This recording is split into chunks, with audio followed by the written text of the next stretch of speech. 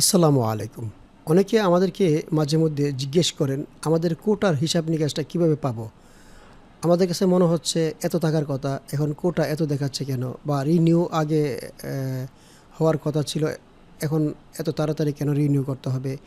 এই ধরনের অনেকেই কনফিউশে থাকেন এবং আমাদেরকে প্রশ্ন করে থাকেন।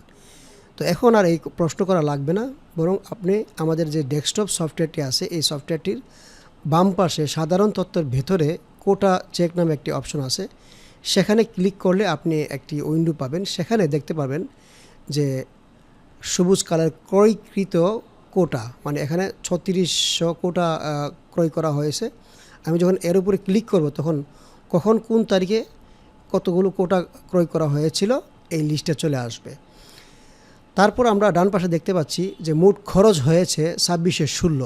তো ৩৬০০ থেকে ২৬১৬ যদি খরচ হয়ে থাকে তাহলে আপনার আরও কোটা আছে ৯৮৪। আমরা এই পাশে দেখতে পাচ্ছি যে ৯৮৪ কোটা আছে।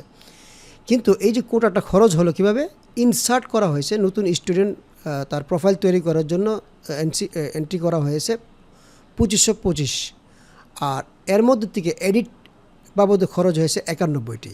তাহলে ইনসার্ট এবং এডিট এই দুইটি মিলে ২৬১৬ কোটা খরচ হয়েছে।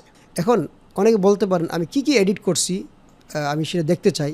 তাহলে এখানে ক্লিক করলে আপনি কি এডিট করলেন এই হিস্ট্রিটাও এখানে আপনি পেয়ে যাচ্ছেন।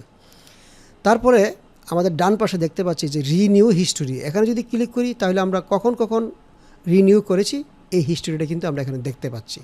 আশা করি এখন থেকে আপনাদের আর কারো ব্যালেন্স বিষয়ে জানার জন্য আমাদেরকে আর ফোন দেওয়ার কোনো প্রয়োজন হবে না। ধন্যবাদ। আসসালামু আলাইকুম রহমতুল্লাহ।